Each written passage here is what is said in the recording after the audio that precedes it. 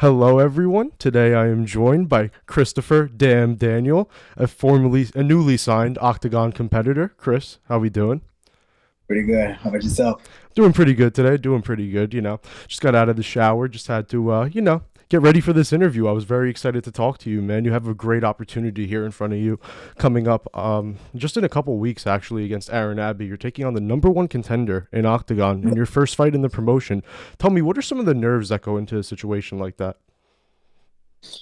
Uh, to be honest, I don't have any nerves going into the fight because I've always been the underdog. I've always been fighting on other people's home grounds, so I'm used to that.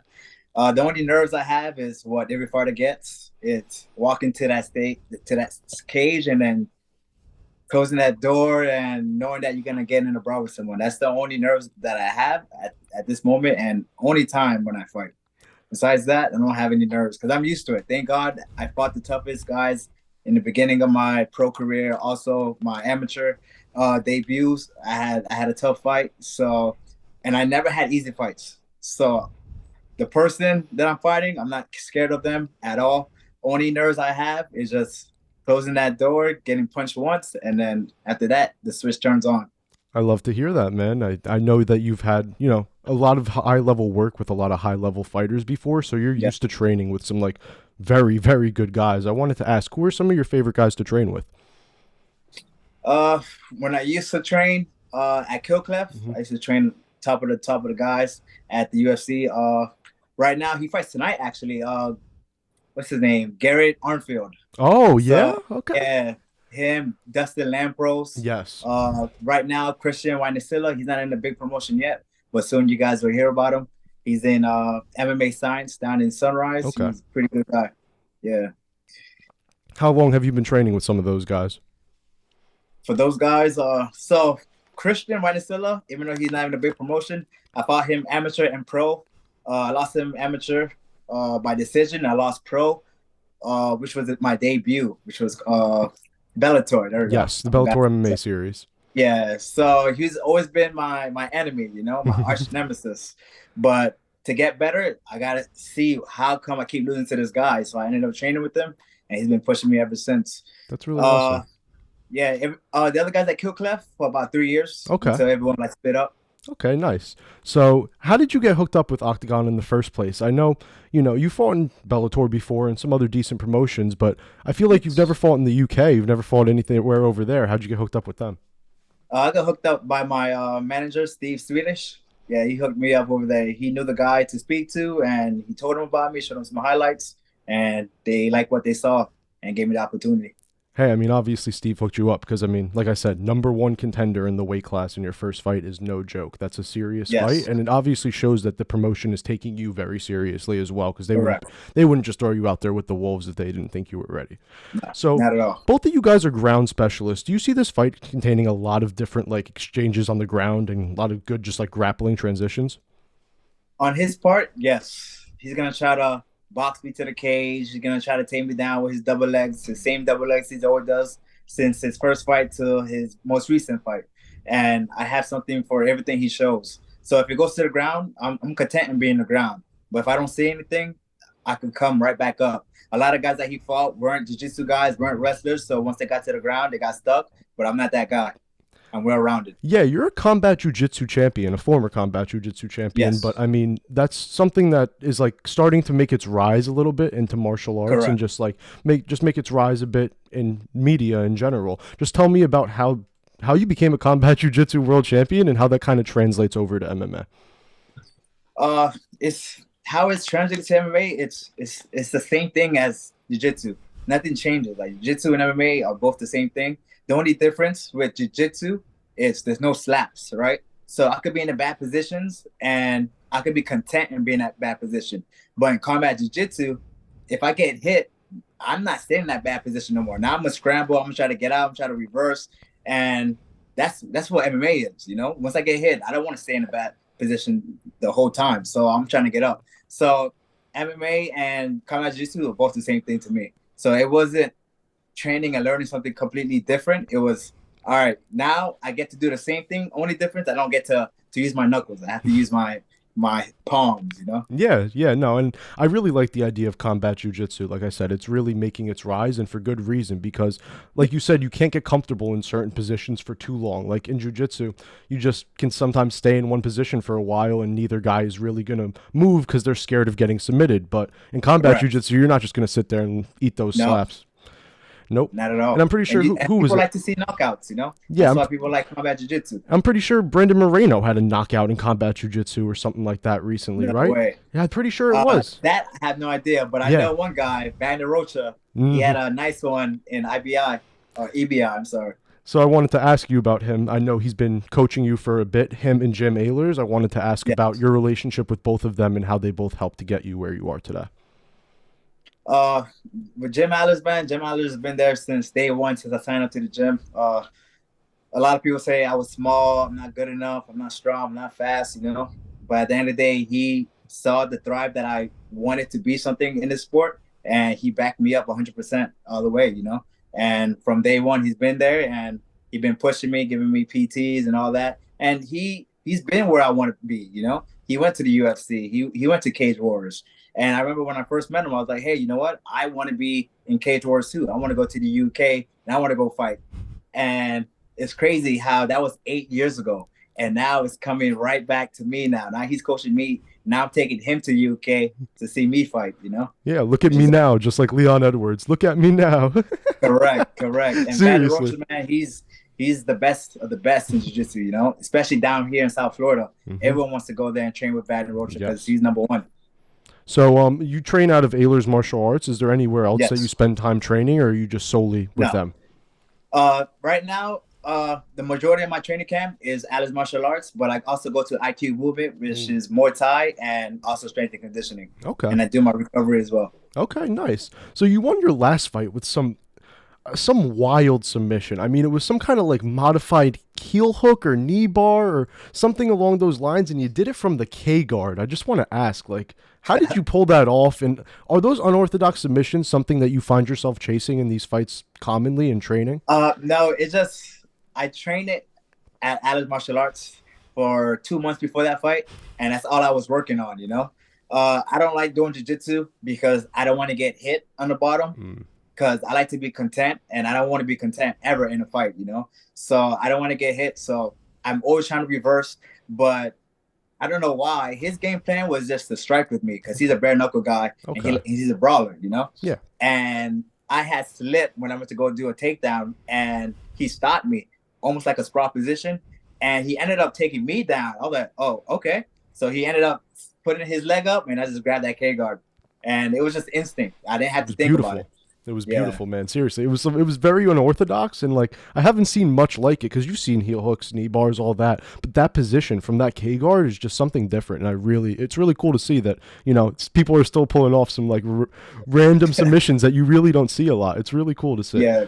Shout out to Jason Olivero. He's the one that showed me for 2 months straight how to do the K guard. Okay. Shout out Jason. So what's it? You spent most of your career over in Combat Night MMA. I wanted to Yeah. ask, or Combat Night Pro. I'm not sure exactly what they go by, but I wanted to ask, what made you spend most of your career so far up to this point there, and just how do you feel with that promotion?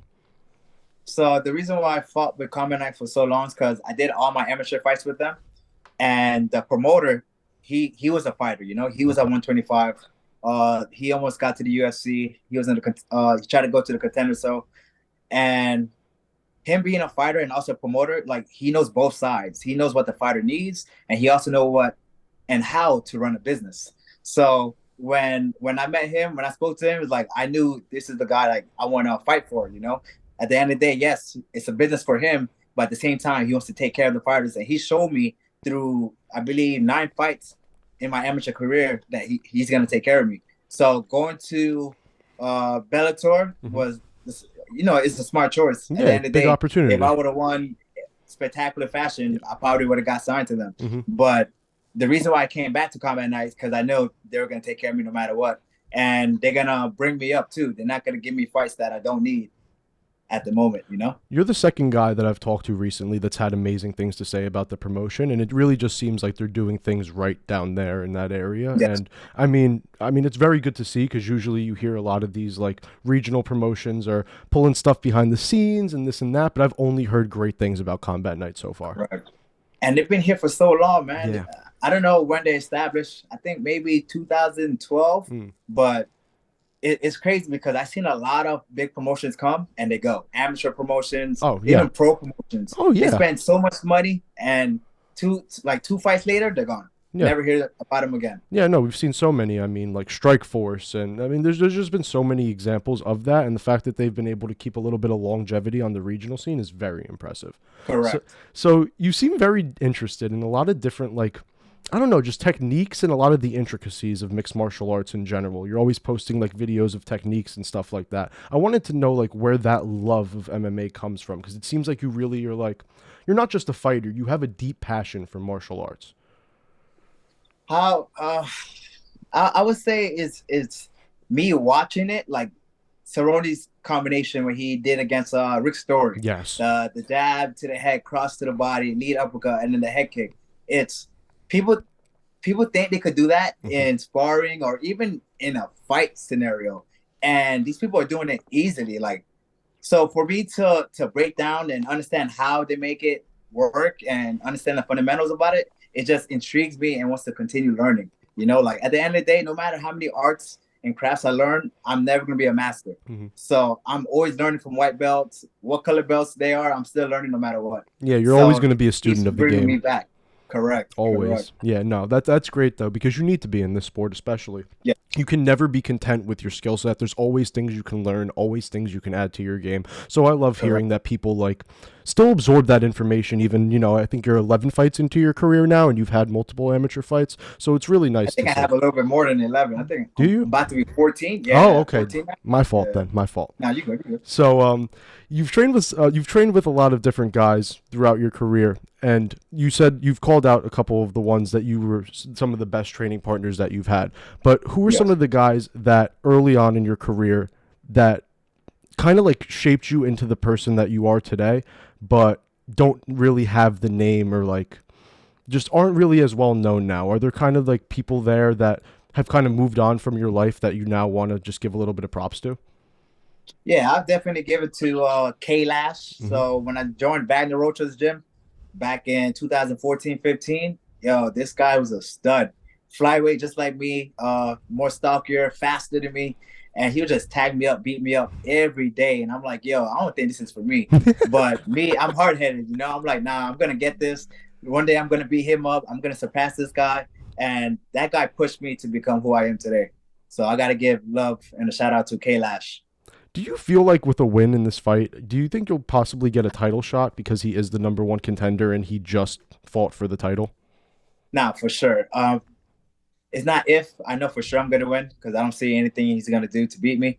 But after this win, yes, I know I'm getting a shot because they bringing me up there because they think he could beat me. So he could fight for the belt again. Yes. That's not going to happen. So I know I'm going to take all his glory, all his shine, and I'm just going to bring it to Garcia next. But before Garcia, I already got a job right in front of me that I got to handle. Aaron's had a very deep story in MMA with he's beaten cancer. Has cystic fibrosis. I think he's one of the only fighters that has it. Is it almost like hard in a sense to fight a guy knowing that he's like persevered through so much in life and knowing that he's like, you know, such a fighter outside of the cage as well? No, not at all. Because as human beings, we all have trials and tribulations, you know, we all go through depression. We're all fighting something. Yeah. You know, like I lost a kid. I'm fighting to make that dream and that promise that I gave him. He fought and he beat cancer, which I'm proud of him. But at the end of the day, we all got to fight and we all win or we lose, you know, at the end of the day, we're just another human being. We all go through something. So I don't really care what he went through. I'm proud that he's alive. But at the end of the day, it's him and I in the cage. And that's it. Most definitely. That's a mindset you should have as well. You can't really show any weakness towards things like that in this sport. It's really you got to just go in there with that killer mentality, man. Kill or be killed. So last one from me. There's some people that have said Aaron Aby is unbreakable. I saw on on one of the posts that you actually have on your Instagram that there are people in the comments saying that you're not going to be able to break him, you won't be able to finish him because he is unbreakable. I want you to Yeah. reply to those people and say whatever you feel is necessary in terms of how you think you can break Aaron Aby. I don't gotta prove to and tell you guys that he's breakable. You can see his past fights, especially in Cage Warrior. After the first round, he has a great, amazing first round every time. But he gasses out. After he gasses out and he can't take you down, he panic shoots. And what happens? He says he's great on top, that I'm a bottom guy and I'm content on being on the bottom. But why are you pulling guard in an MMA fight? Come, so you're breakable. You want to find ways out. You might not tap. You might not want to get KO, but at the end of the day, you're giving up good positions because you know there's nowhere for you to win.